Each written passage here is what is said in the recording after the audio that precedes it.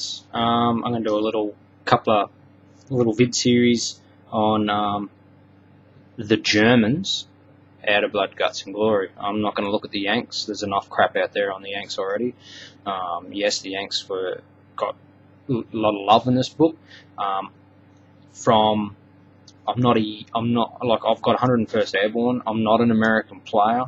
I do believe they needed the love, and I believe that they got the love in the right areas. There's just a couple little funny things there that I'm sure will be either patched up or fixed at a later date. I actually believe that people are jumping the gun too quick on Blood, Guts and Glory, especially with the Tank Destroyer Company. And my outtake on that is, yeah, they're strong right now, but there's another book coming called Devil's Charge, and you're going to get Piper in that for the Germans, General Piper. Now, he's in a King Tiger. What type of lists he's going to field, I don't know. I think that the Germans need what they got in this book to be able to mitigate what he is going to bring. So I think people got to stop jumping the gun on Blood, Guts and Glory. Yeah, right now it's hard, really, really hard to play some of those American lists in there, to play against them. But hey, you know, the series isn't finished. So guys, step back a bit, let the series finish, then maybe, I don't know, have your view on it then. But alright, this series is going to be on the Germans. As I said, I'm going to do the Germans out of this book, and we're going to look at them. A lot of people think they're pretty crappy. I think they're friggin' awesome. I think they go boom boom with the bridesmaids, man. They are some seriously hard-hitting units in this book, and I'm going to show you a few ways on how to field those units and to get the best out of them, and try and make people realise that this does not have shitty German lists in it. This has got some strong lists in it, and I'm sure some of you will agree. So we come to the Panzer spotting page, which is basically a section in the book here that gives you a little information on the tanks that are prowling the battle scenes and half-tracks that are prowling the battle scene in Lorraine.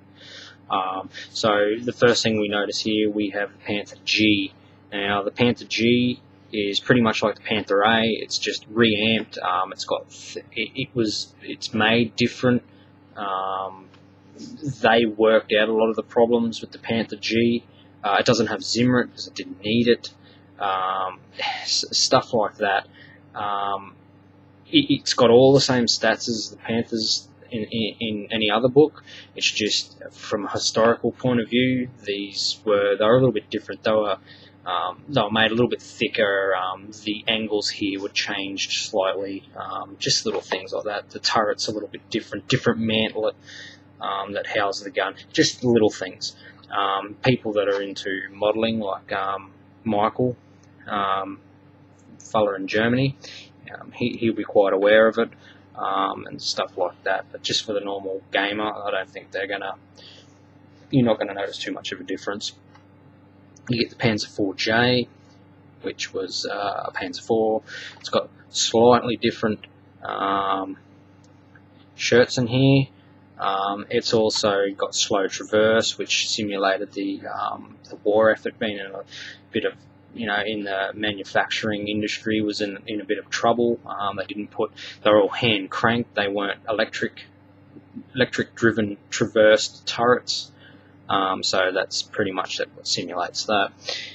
You get a Panzer 470 in here. The Panzer 470s are great. They're the same as the ones that are stolen in Europe, except they are no Zimrit. Identical in every way. Front armor 9, anti-tank 14. You get your standard half-track up here. Sorry guys. Yeah, you get your standard half-track, which is a troop carrier. You get the 251-9D, which is basically a 7.5 centimeter anti-tank weapon. Gives you 18.9. It's just basically a 7.5 centimeter gun on a half-track. And you get the new beast on the block, 251-21, the triple 15mm. It's an anti-aircraft weapon, ROF 6, AT4, 5+. Great for cutting down infantry. Great for recce when friggin' American recce's prowling. Good for those security sections on the. Oh hell, this thing will even rip holes through the side armor of a Hellcat. So, but its majority use was anti-aircraft, and because the Yanks, or I should say the Allied players, had such a superiority, whatever that word is, such a lot of air supply in the late war, that's basically why they're here. It's to mitigate that air. And on to the next. On the first list here we're going to look at, this is the FHH Panzer Company. Now this is a tank company. Now the Germans get a couple of special rules. They're not really what you call a special rule, but here we go. We get what's called always attack. It is what it says. German are always attacking. And we get tailor-made battle groups, which basically takes away the allowance of you to be able to conf group certain lists. And in fact, from reading it just off memory, I think you can't conf group any of them. So you're just going to have to be a little bit more clever. Don't rely on your conf group. So if you've got 5 platoons on the table, you know, and you really want, you know, and you've got to hold half in reserve, and you can only get 2 on and 3 off. You can't conf group to get 3 on, 3 off. You're just going to have to think a bit smarter and maybe try and manage your resources to get, you know, whatever the number of the platoons you want on the table. The Yanks deal with it, the Russians deal with it, Brits deal with it, everyone else deals with it. So now it's the Germans' turn to deal with that. And as you can see, it's quite a basic makeup. Okay, you're reluctant trained, which is a lot of people are going to think, well, that's pretty shitty. You know, you're right, it is shitty. If you play Viking, you get fearless trained Panthers. So for those guys that play a lot of Viking or Viking, you know, you're already used to trained. Train's nothing. Basically, you hit on a 4+ if you're assaulting. You get hit on a 3+. If you had artillery, which there is no artillery in here, you know, that's a 4+. So that's really nothing. There's a lot of other players deal with it. It's the reluctant part that makes this list a little challenging. And basically that's your motivation. So say you get bailed out to jump back in your tank, you've got to roll a 5+. If you get bogged, it's a 5+. If, for instance, you're counter assaulting with a unit, well, it's a 5+ to a counter assault, and that's where the Panzer IVs come into their element. They got protected ammo. They get to re-roll that roll to try and roll back in, which is good. But the Panthers don't.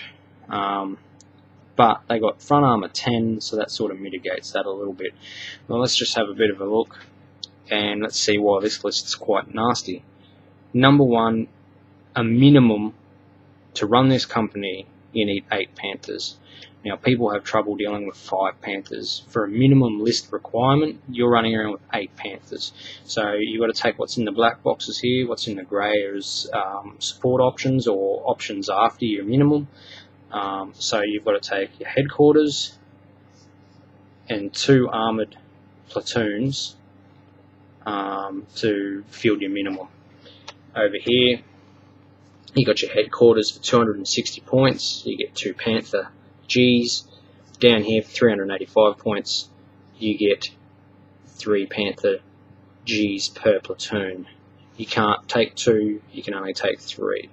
So 2 platoons, that's 6 Panther Gs and 2 a company command and 2 IC, 8 Panthers. And you say you're playing a 1500 point game, you got points to spare. You got points to spare. You got so much points. And then basically that comes in with, you can then take those Jag Panzers. Now, in the infantry section here, You can take a Volks Grenadier platoon, a FHH Panzerstrom platoon, and Sturm platoon, and a Panzer Grenadier platoon.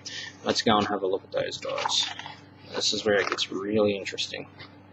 Oh, actually, sorry, just before we go on too far, you can take your 3 Panzer 470s, which are basically front armor 9, side armor 3, I think, but it's got an anti-tank. It's got a Panther barrel on it. So for 305 points, you're running around with a poor man's Panther, which is, they're hard hitting.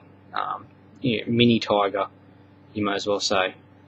And I think they got protected ammo. Just bear with me on that. So no, they don't have protected ammo, but that's still okay because they've got a bloody crap ton of frontal armor. Now, your Volks Grenadier platoon. Okay, these guys are really nasty. You get 2 assault squads and 1 NG squad for 160 points. Now, in your assault squads, everyone gets a Panzerfaust. So you got 6 Panzerfausts. Well, actually 7 with your command. So you got 7 Panzerfausts and assault rifles. Now, assault rifles are like an SMG, except they get an extra 4 inches on their firing. So instead of shooting 4 inches at full rate of fire, whether they move or not, they shoot at 8 inches, whether they move or not. Pin down, still, they get pin down rules still apply. If you get pinned down, you rate of fire 1. But the MG teams down here, they go to a rate of fire 2 if they get pinned down. So you basically throw these guys up in front in a defensive, dig them in somewhere to guard a flank.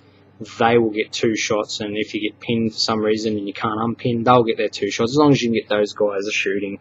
And everyone's got a Faust, so whether you get defensive fire, so if you get assaulted, you're going to rip shit to bits. So no one is going to assault you in a hurry. They're going to try and whittle you down. So, and pretty much, and you've got your Sturm platoons over here, which we'll look into this list next.